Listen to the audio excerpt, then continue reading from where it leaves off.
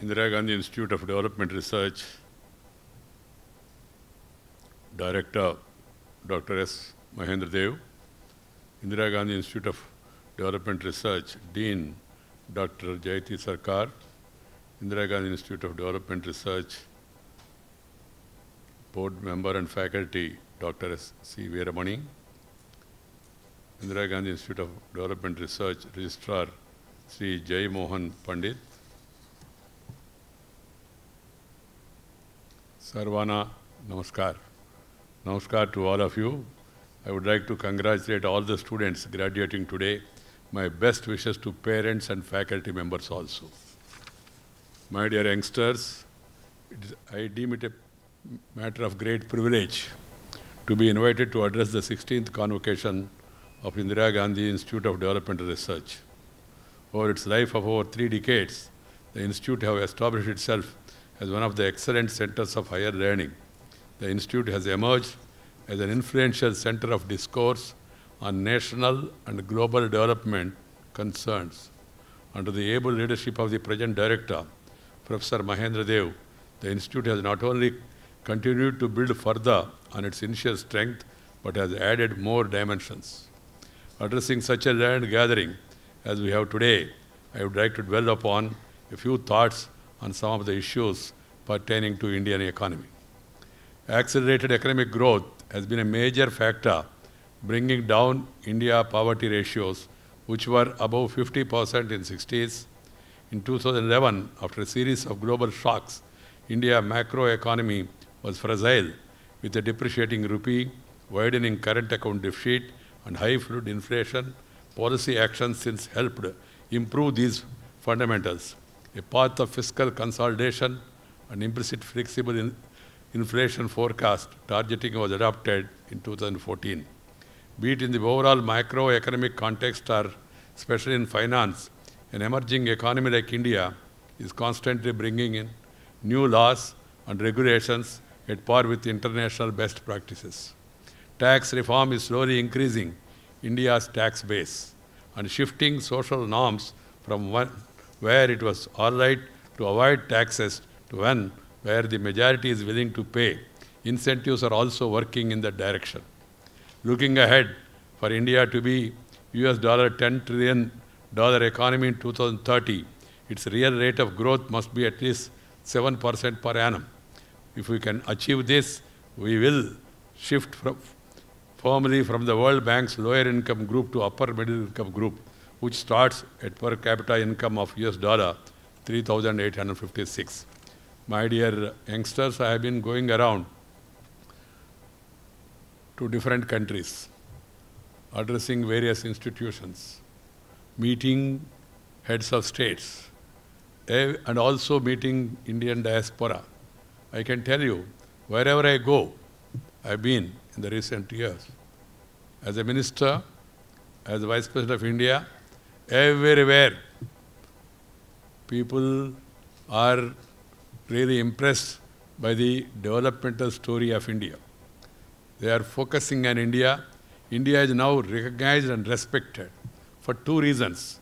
One, as I could understand, one, of course, everywhere there is appreciation of our Indian culture and civilization, because we are one of the oldest civilizations surviving, flourishing and moving forward. The second is, we are a peaceful nation. We never attacked any country. All Tam, Dick and Harry came and attacked us, ruled us, ruined us, looted us, cheated us also. Some of them have cheated us mentally also, where we lost our self-respect and then got influenced by the colonial mindset. The second reason is about the reforms and the economy. The world is very much impressed. As an urban development minister, starting that smart city, Amrut, massive housing, metro rail expansion, ambassador after ambassador used to come and meet me. Minister after minister of different countries used to come and meet me and were trying to know the details and later were interested in investing in India.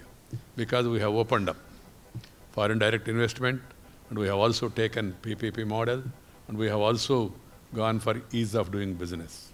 They are all very much impressed by the India's growth story. And you might have seen, it's not only foreigners, all the international institutions are speaking in the same language. Be it World Bank, World Economic Forum, International Monetary Fund, Asian Development Bank, or Moody's ratings. Not Modi, Moody's ratings. Everybody is confirming to the fact that India is moving, and if they continue with these reforms and the present trend, it will become third largest economy. There are some people who are disputing, already it is third largest economy. I don't want to get into that controversy. But one thing is very clear, when the world economy is slowing down, and our powerful neighbor, China, is also going a little negative. India moving at 7.1, 7.3 is a great news to all of us. Happy news to all of us. India has to grow out of many bottlenecks, including inadequate public service, congestion, pollution, issues in health and education, bottlenecks in land, labor and financial markets, etc. An arduous path lies in front of us. We have crossed certain bottlenecks, but still we have to go a long way. Even with all these development, even today, there are still 20% of the people living under below poverty line. 20% of the people cannot write and read.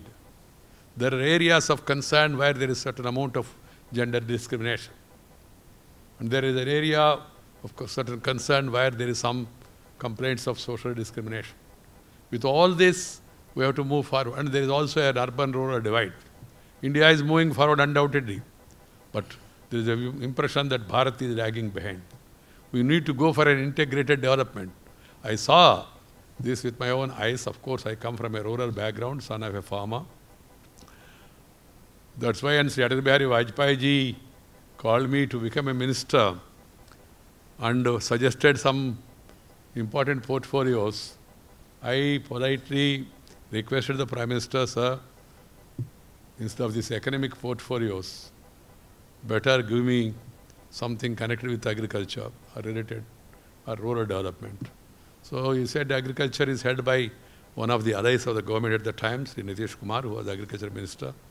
He said, are you really serious about rural development? I said, definitely serious, sir. He looked at me and said, sure? I said, sure. Then I took the rural development. It was my choice.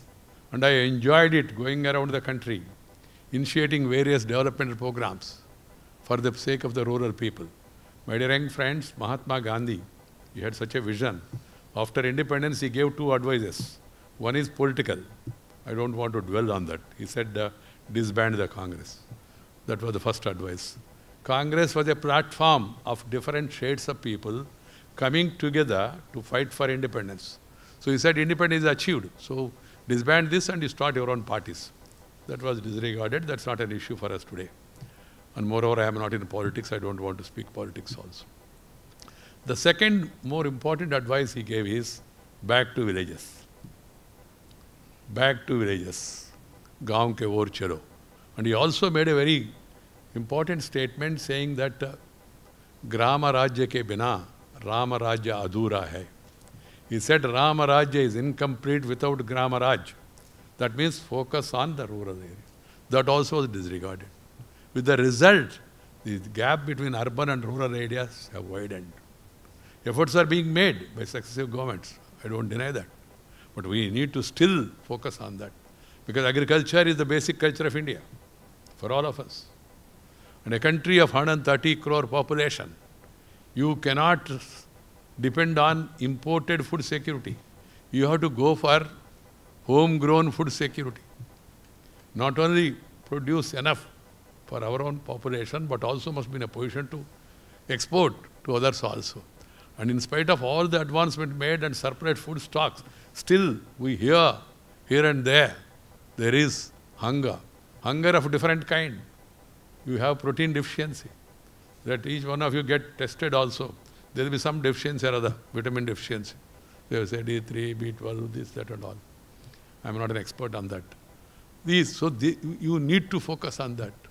And then a country like, small countries like Dubai or Singapore, they can depend on imported food security. A country of our size, we cannot depend on imported food security. We must go for homegrown food security. This has to be a continuous process because agriculture is in distress. People are leaving agriculture. One side of experts say, okay, it's good. But the same time, the area of concern is there is a growing population in India, unchecked population. Nobody, no political party, no expert is talking about it. The same land, same water, and then more people. You can understand what is going to be the problem in future. So keeping that in mind, we have to focus on agriculture also. We have to diversify the crops. We have to go for value addition. We have to go for infrastructure. So I remember, I would just like to share with the youngsters an interesting thing that has happened.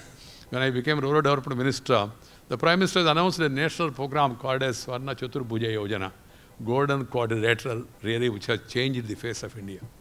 Sriman Atal Bihari Vajpayee, as is no more now, we can talk freely, and he's also not there in this election arena. He is the man who brought the connectivity revolution in the country, really. Air connectivity, rail connectivity, tele-connectivity, television connectivity, road connectivity, rural connectivity, port connectivity, political connectivity also he brought in. He brought 23 political parties together. I remember in 1980s when I went to Singapore, when I saw the television channels, how many channels, color channels. India, only one channel. Dura Darshan, Dur se darshan karna, black and white dekhna. That was the situation. From there, now we have more than 1,000 channels. You can't even remember their names. You can't even count them also because like our population growth, TV growth also is increasing in our country. आज तक, कल तक, सीधी बात, उल्टी बात, कितना बात है याद रखना भी मुश्किल है. Making news, breaking news, good news, bad news, नहीं खुद उनका news भी चला रहे हैं आजकल हम लोग देख रहे हैं. This is a situation. He brought in change of this golden quadrilateral across the country. That was the beginning of the development of the country on a larger scale. And in that connection, I just one day said, sir, it's a great thing you are doing after Sher Shah Suri, but we must also think about rural roads. Prime Minister said, rural road. I said, yes, sir, rural road. The finance minister who happens to be there, he said, rural road has to be taken care by panchayats. Central government is going for a national highway because you will get back the money. Toll is there, toll gate. But who will pay money for the rural road? If you tax, then you will be axed in the next election in the rural areas. So people were discouraging me. But I continued. I went to Prime Minister time and again, talked to him. He said, okay, idea is good, but Finance Minister and others are all saying it's neither feasible nor possible because that is the domain of the local bodies, Panchayat Raj institutions, Jilla Parishad, and also the Taluk Panchayat, etc. And money also huge.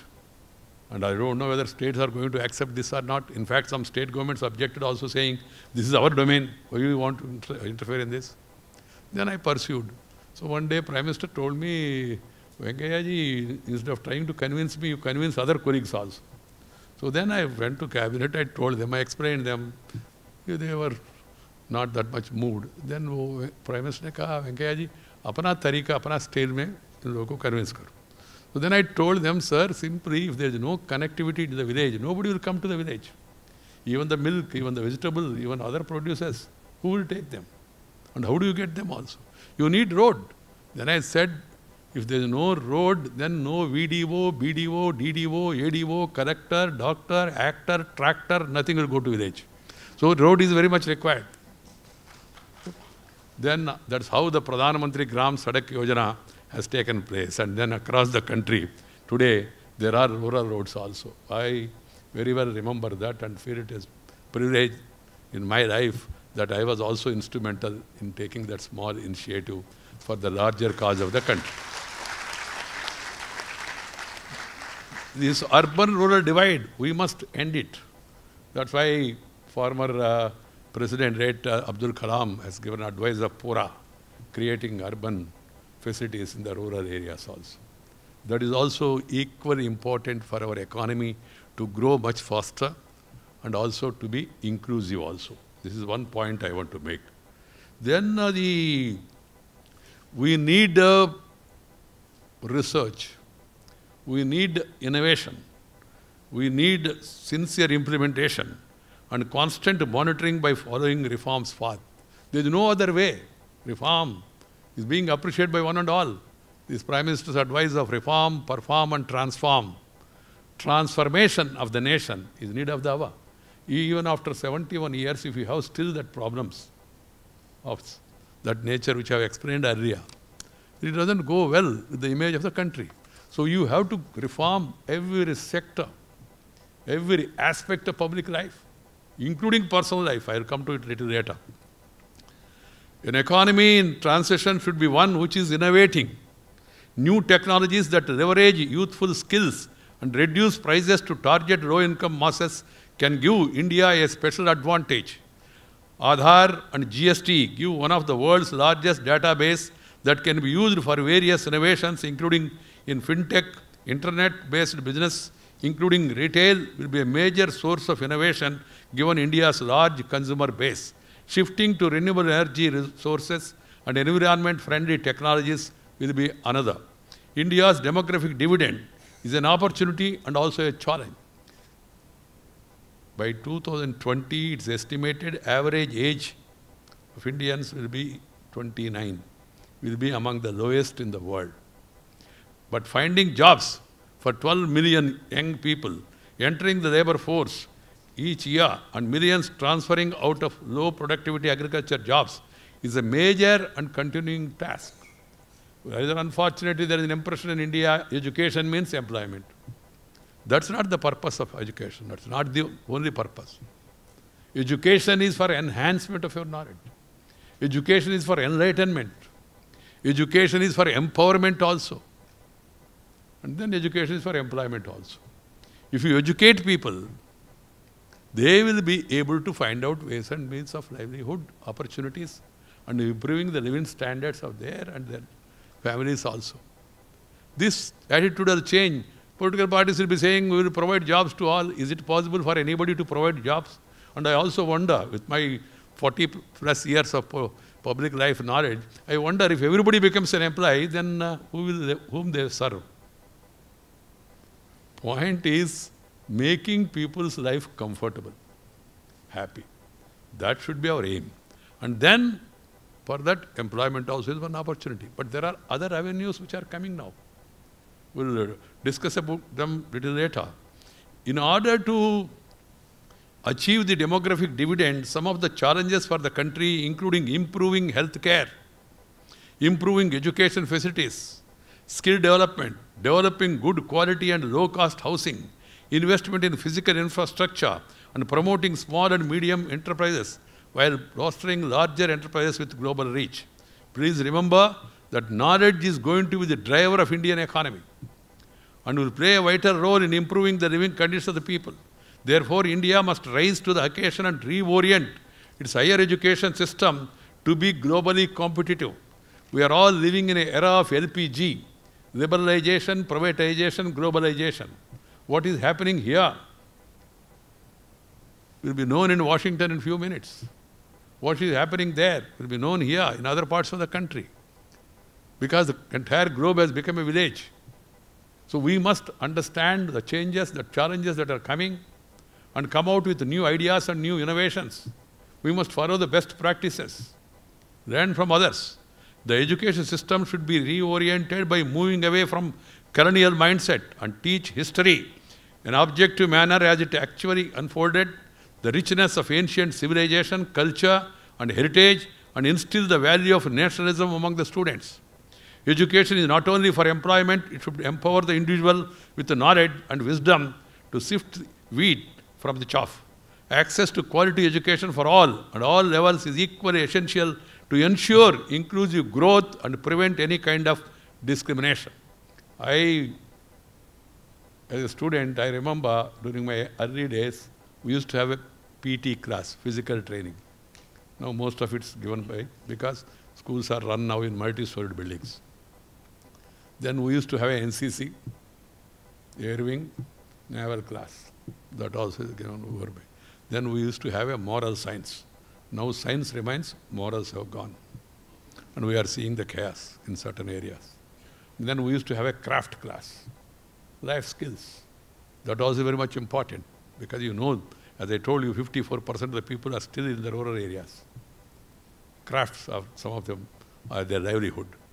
And then we used to have a gardening class, taking care of the nature. That was an important aspect of life that has been given a go by. We have successfully cut all the trees and now we are planting new trees. We have to reorient our education system right from basic level to higher education. And secondly, no country which forgets its history, its culture, its heritage can move forward. That is what history tells us. We must know the contributions made by our great people, the greatness of our culture. India was known as Viswaguru once upon a time. It is not what we are saying. Huan Song, Pahian, they came from China. They wrote about India at that time. We never attacked any country in spite of all this because we believed in the philosophy of Sarve Jana Sukhino Bhavantu, Vasudaika Kutumbakam. The entire world is one family. We never attacked any country, never tried to destroy any civilization or culture. I've been to Latin American countries in the recent past, just a few days back. I was talking to them, and it's my passionation to talk about culture and about language. I was inquiring about their mother tongue. Many of them do not know, cannot speak in their mother tongue. I asked them, what happened to you? They said, sir, Spanish came and our language got vanished. Those countries. They can't even speak. Forget about writing. Their own mother tongue. Because the colonial rulers always will target first the culture. So we have to really reorient our thoughts on all these issues. And secondly, the accessibility of quality education for all and at all levels is equally essential to ensure inclusive growth and prevent any kind of discrimination, as I told you. There are certain areas of concern with regard to discrimination. I would like to emphasize that the time has come for India to once again emerge as the global knowledge hub. For that to happen, the seeds of learning, especially the universities, the research institutes, and institutes like this, must reinvent themselves as hub of vibrant intellectual pursuit, with academic excellence and social relevance as the key touchstones of success. India's development trajectory thus far stands out among other countries in that the economy has transformed from being a predominantly agricultural in 47 to being service-dominated, largely bypassing the phase of rapid industrialization that other high-income countries witnessed during their own development. While agriculture now accounts for less than a fifth of the GDP, it still remains the main source of employment for nearly half of the labor force. For the unskilled workers migrating out of agriculture, it is a low-value service and not manufacturing that is the first port of call. Share of manufacturing in total employment has remained fairly low at about 12%. This is in sharp contrast not just with the developed countries, but even with Asian peers such as China and South Korea, where it is higher at around 16% to 19%. The government's Make in India initiative is driven by its desire for rapid structural changes and growth.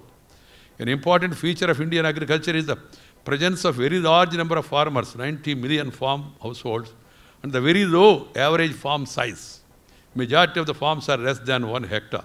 These millions of farmers typically sell their produce in the wholesale markets. Consequently, farmers do not benefit from high prices at the retail end. This market structure is an important reason for the low labor productivity in the sector. To improve labor productivity in agriculture, we need innovative institutional arrangements for some form of collective marketing by farmers. Example, cooperatives, you have Amul Story, you have Kribco, you have IFCO, and you also have a number of other farmer produce organizations also. And then to improve their bargaining strength in the market, a greater on-farm value addition, agro-processing, cleaning, cutting, packaging, etc., development of agriculture marketing, chains and agriculture-specific infrastructure, and development of agro-processing industries. We have to focus more and more on these minute details. The E-norm, E-national agriculture market, is the need of the hour. It should be spread to across the country at the earliest. In Nasik, you produce onions, price goes down. In Delhi, you purchase onions, price goes up, even up to 40 rupees. I remember once the government has gone on the issue of price rise. But afterwards, people have forgotten that. Tomato. In my area, Madanapalli, tomato, you go to Mandi, Tomatoes are all stored. It's like color cinema shooting. You will be very much impressed. So one day I went to the market and asked them what is the price going. Auctioning started. They said today's price is 10 rupees. I said 10 rupees is a good price for tomato. He said, sir, 10 rupees for a basket of 10 kilo. I was surprised. Then from there 120 kilometers I went to Bangalore to my sister's house, asked her what is the price of tomato. She said somewhere around 8 to 10 rupees kilo.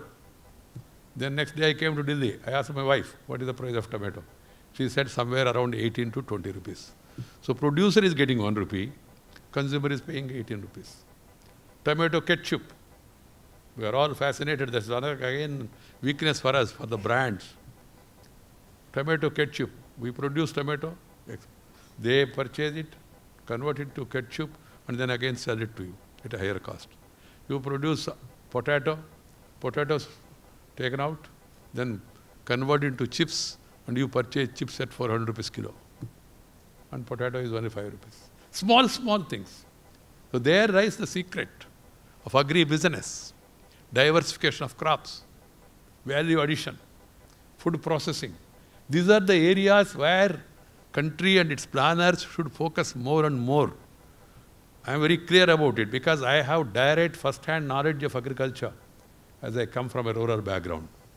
We must not hesitate to introduce a number of structural changes in our agriculture sector to make it profitable. I have been saying wherever I go, because you are all students of economics and applied economic sciences, should know. These loan waivers, this free power, they are no permanent solutions. People will be happy, perhaps they may get votes also. But is it going to be a solution? This time, crop failure, loan waiver. Again in June, you have to go for new crop. Again you have to take loan. Then, who is going to give you loan? There are no banks, so far we have not discovered any bank which will not ask for repayment.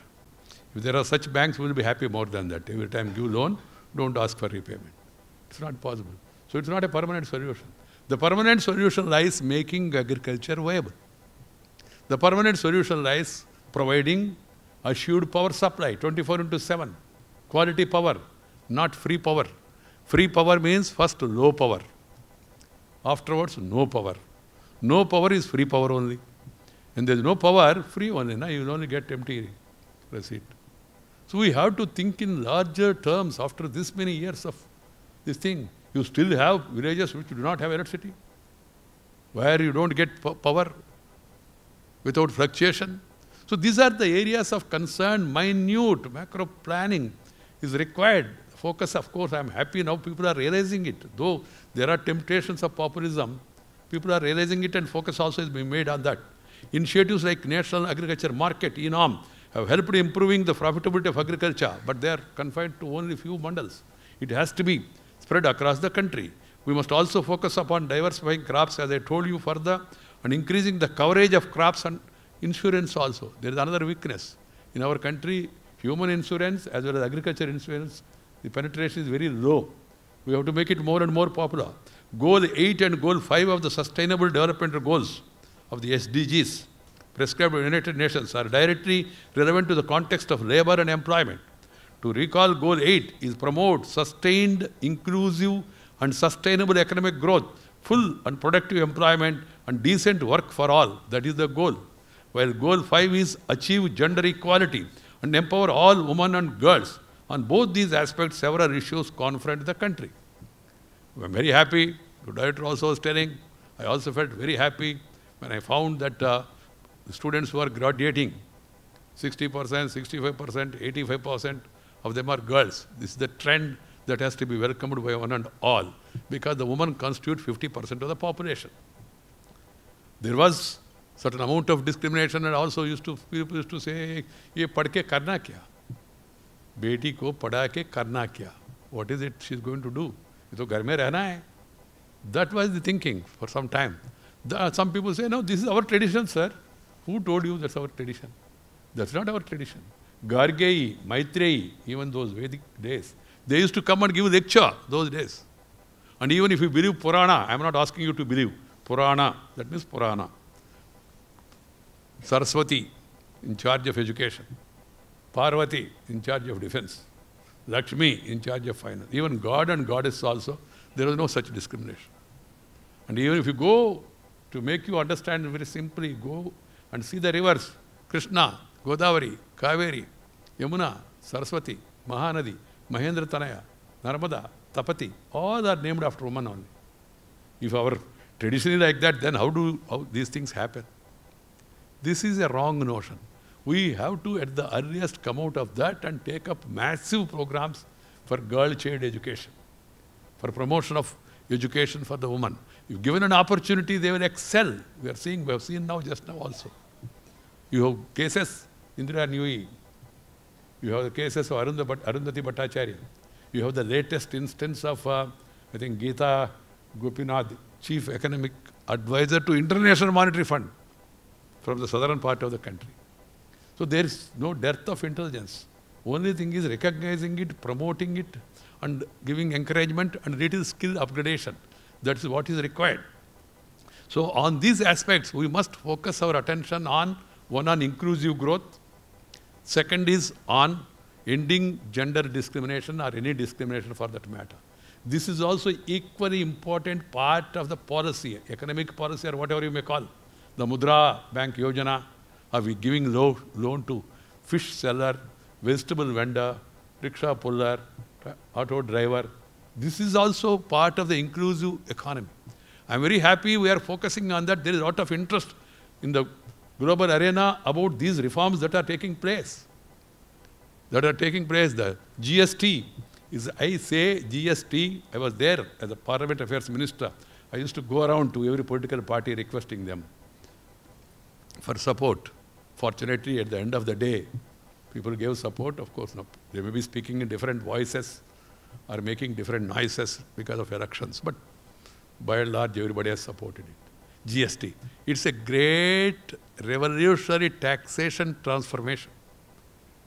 I remember, I would also like to share with you this small thing. When I was a student, thanks to some party people, they used to come and say, we must distribute that, we must distribute this. Not for election, general, they used to say. And they used to say in Telugu, Panchali, Panchali, Panchali. Panchali means distribute, distribute, distribute. At that age itself, I got an idea. Distribute is okay, but for distribution, first you must produce. Na?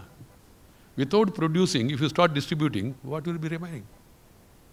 That idea slowly started me think. You have to produce more.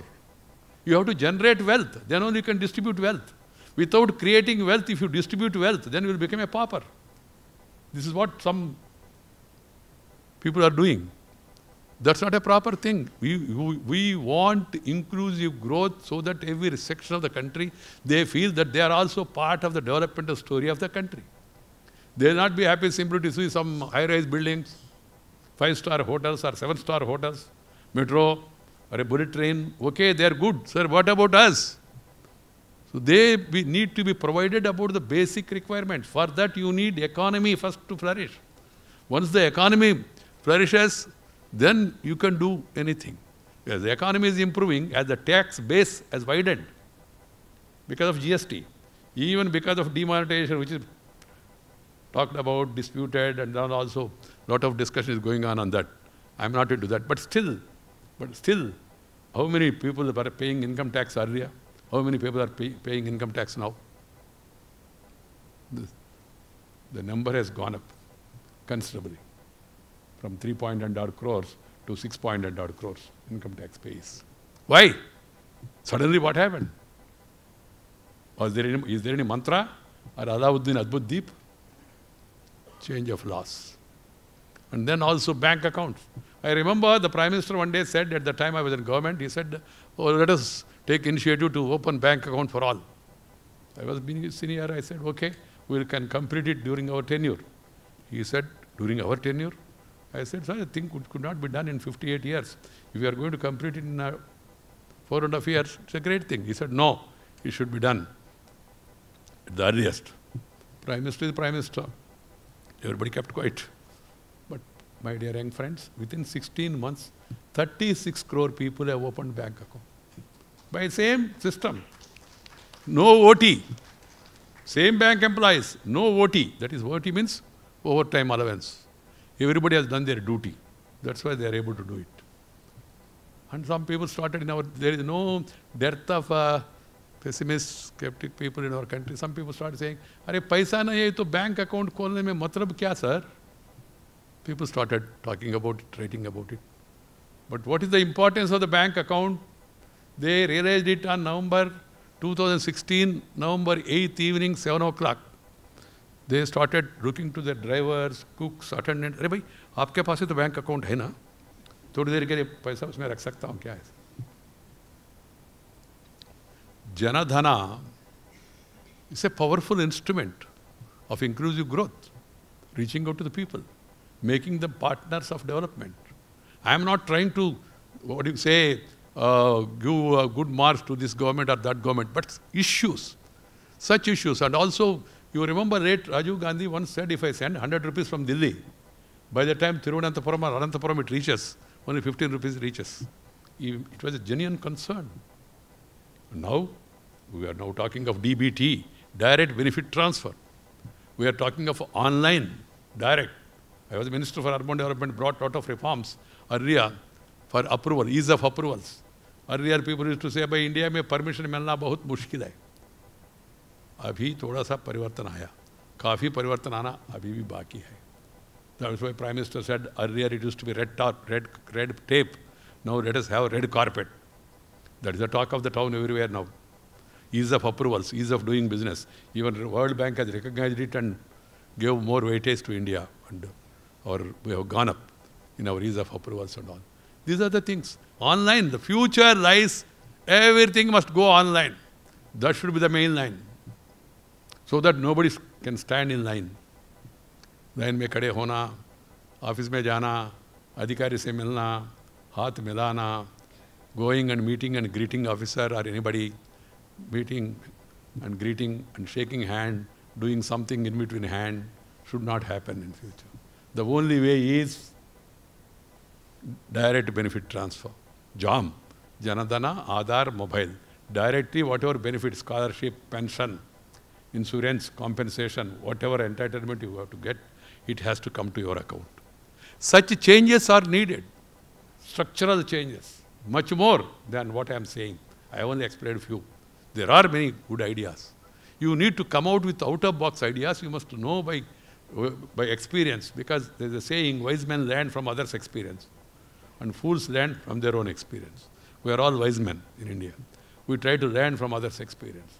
And then the idea of innovation, idea of research is to make the people's life more comfortable.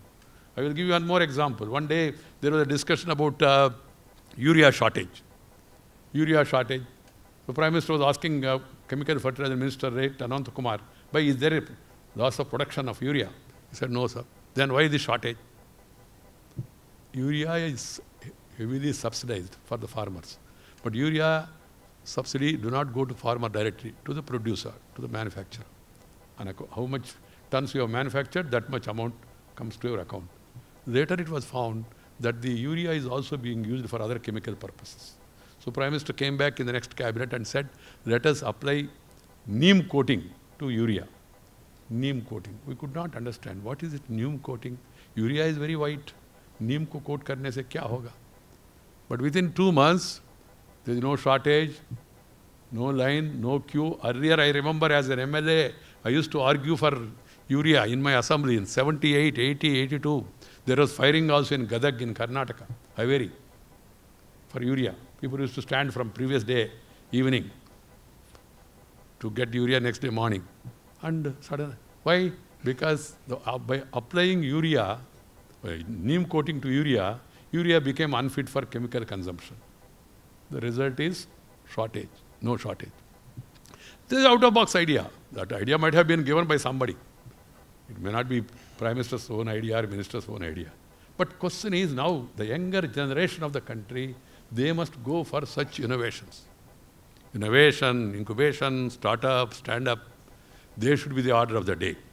And such ideas should come from institutions like you.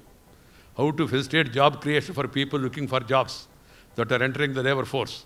The annual addition to the working age labor force for those falling in the age bracket of 15 to 59 is estimated to be in the range of 5.8 million for the period 2015 to 2030.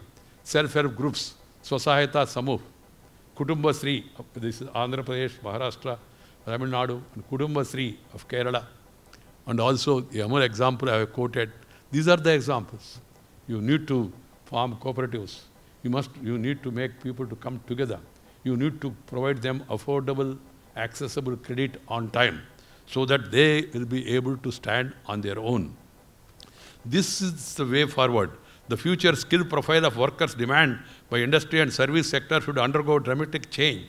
Our system of education and skill training needs respond to the demands of industry and service sector. The pace of skill development would also be important if we have to benefit from the demographic transition. We have ITIs, more than 12,000 or so. Some of them are defunct. We have to reactivate them. And there is demand for skill. I can tell you, the director was mentioning to you about the Swarna Bharat. We give vocational training, cell phone, TV, refrigerator, air conditioner, tailoring, embroidery, like that small things, motor rewinding and all. Students from Chhattisgarh, Jharkhand and Bihar are coming to Nellore for such small training. Training is free, 3 months, stay and fit. And then they are getting, because there is a demand for these skills also, lot of skills. Now we have taken that experiment from Nellore to Vijayawada, from Vijayawada to Hyderabad. Every institution of the country should have skill upgradation also. There are skills in Indian people. This land, this air, this water has something special. But we need to recognize that and we need to enhance their skills. Thereby we must promote self-employment, set up and empower more self-help groups and promote village and cottage industries also. Large proportion of India's labor force is engaged in informal work or work in informal enterprises. The challenge is twofold: how to incentivize the entrepreneur to set up new enterprises in formal organized segment of the economy, how to encourage currently operating enterprises in the informal segment to move into organized sector, gender disparity in labor market, which has many dimensions, need to be addressed, the low share of women workers in organized sector, and the lower wage per day of work for women in all types of wage employment are the striking features. Developing countries need, among other things, an infrastructure push to sustain growth over the next generation. Infrastructure can be divided into 3 parts: trade and transport corridors, industrial zones, and social infrastructure. Over the past decade, the importance of the West as the dominant source of international export demand has declined. Developing countries are confronted with the need to find newer markets with their boundaries and in other countries in the global south. This requires reorientation of westward trade channels through massive investment in infra-national Bharatamala project and Delhi-Mumbai corridor, Chennai-Visakhapatnam corridor, international India-Afghan air corridor, Karadhan multimodal transport project connecting India and Myanmar and India and Bangladesh railroad and sea transport project, infra-regional BBAN Bangladesh, Bhutan and India and Nepal projects, inter-regional India, Iran, Afghanistan international transport corridor, transit corridor of India, Myanmar, Thailand, trilateral highway and intercontinental north-south transport corridor, Asia, Africa growth, physical connectivity. This is the context for the growth in the domestic and transitional infrastructure over the past decades. And also inland waterways. That is also one way for the future. As far as the social infrastructure is concerned, building primary education, health care and waste management facilities across the country, development of new small towns instead of increasing to these major towns. We must develop small satellite towns and encourage and give incentives also, renovation of existing towns and connecting them with local labor-intensive manufacturing and service industries. We have to aspire to achieve former President of India, Dr. Abdul Kalam's dream of providing urban amenities in rural areas, which I said earlier, which he termed as PURA, P-U-R-A. The social inclusion program is envisaged, aims at providing amenities like drinking water, street lights, education, health care, and telecom services to the country in rural areas, bringing them at par with urban areas in terms of ease of living and working. Solar, we have entered late, and we have formed an alliance with France. It is getting now wide response. It's an area. The thermal power is 6 rupees 70 paise, and the solar power price has come down to 2 rupees 67 paise. That makes all the impact. You have LED lights. There's a massive revolution that is taking place across the country, going to LED lights, and also rainwater harvesting, and also reuse the water. That is also an important aspect of our social life. And we must also think in terms of going for developing the mindset of the public, that they should also join the movements like Swachh Bharat, Beti Bachao, Beti Padhao, and also the programs of tree plantation. They should become people's movement instead of being confined to government programs. And also we should also take care with regard to our health also, as I was talking about education, about physical training. We need to have, because there are two challenges, my dear youngsters. We have to find solution to that also. One is lifestyle changes. They are having terrific effect on our economy, on our health of the nation and wealth of the nation. Lifestyle changes are happening very fast. We are all getting accustomed to mechanized life, which is not good. We must go back to our roots. This is my firm feeling. There has to be a certain amount of physical activity. This yoga is a exercise which brings unity of mind and body. When I went to Latin American countries and also African countries, number of places, to my happiness, I found yoga training centers in those countries. That's why 172 countries have supported that resolution moved by the Prime Minister. In India, some people raise, sir, yoga is good, sir, but yoga has nothing to do with religion. One boy told me, yoga is good, sir, but problem is with the boat. I said, what is the problem? He said, Surya Namaskara. I said, what is your problem? He said, sir, Surya. Then I said, okay, if you have problem with Surya Namaskara, do Chandra Namaskara. No problem. Do Namaskara is our samskara. All sort of this thing. People try to divert the attention from the main this thing on such silly matters. That is required for the body. Yoga is for your body, not for because of Modi. If the Prime Minister has given a call, that's a different matter. This is for our body. Swachh Bharat also is for our betterment. Healthy nation can become a wealthy nation, but a wealthy nation cannot become a healthy nation. Now that's why our elders used to say, Arogyame Mahabhagyamu. Health is wealth. That is the great saying of our elders. So all these things are required. You need to have physical infrastructure, social infrastructure, change of mindset, and people getting involved with a positive mind. Be positive, then becoming negative. Be constructive, then becoming obstructive and destructive. These are all the challenges before us as a nation. If you really want to grow and if you want to become a prosperous nation, mere prosperity alone will not suffice. You need to have happiness also. Prosperity alone will not bring you happiness. Prosperity, by every means, has made some people to run away. And now we are waiting for their arrival again. Happiness is in conformity with the laws of nature. And nature, we must also love and live with the nature. Nature, culture, together for better future. That should be our thinking. We have to take care of the nature so that the nature takes care of us. Otherwise, nature's fury. We have seen, I did not explain to you. All these things are very much required. So we must focus on improving the quality of research and fostering innovation. That alone will be required to be a game changer. That's why we need institutions of excellence like Indira Gandhi Institute of Development and Research. I wish every one of you success in our future endeavors. My dear young friends who are being conferred with prestigious degree today, Convocation is a crucial ceremony in our life. It marks a significant transformation in our life. Let me impress upon you that the nation looks upon to you with great many expectations. You must learn to preserve the best of traditional values, shun negativism, develop positive attitude, and be socially conscious, peace-loving, and empathetic, because peace is the prerequisite for progress. Develop a constructive attitude and focus more on achieving perfection in whatever you do. That is the need of the hour.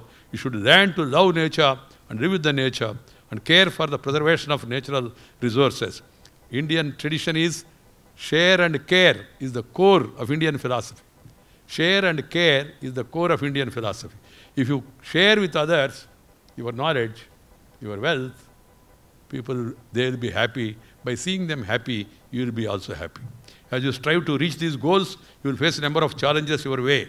You will see as many setbacks as victories. But I am confident that you will surge ahead, armed with knowledge and wisdom and many great qualities that this great institution has nurtured in you.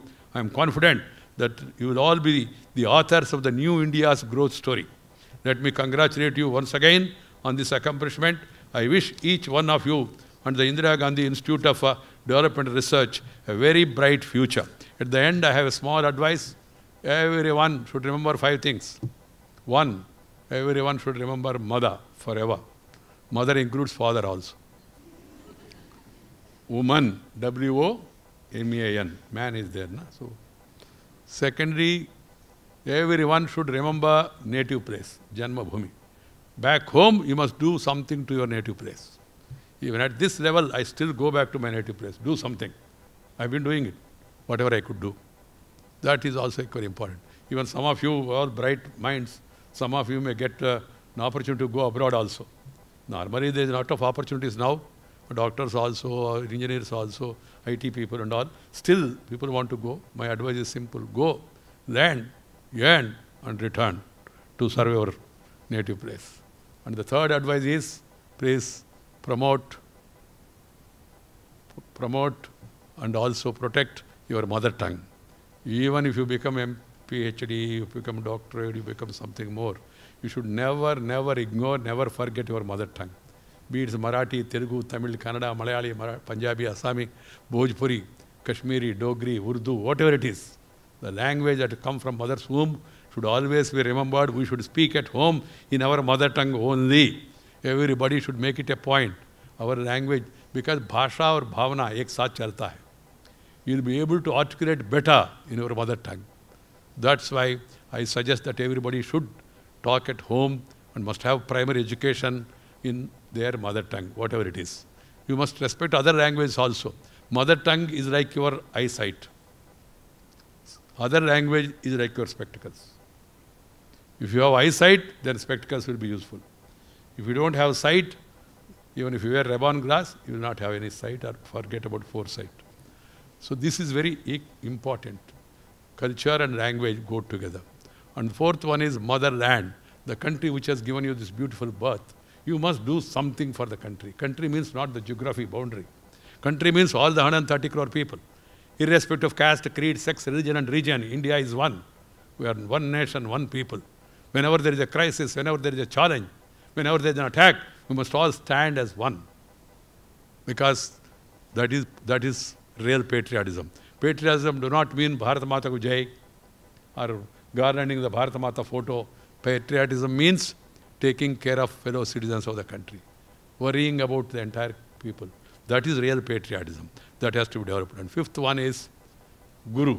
The Guru who has given you the knowledge. You should remember him forever. Because in spite of technology, IT, this Google, net, even if there is a problem in Google, you need a Guru. So Guru is more important than Google. Google can never replace Guru. Remember that and respect your Gurus also. Thank you very much. Namaskar. Jai Hind.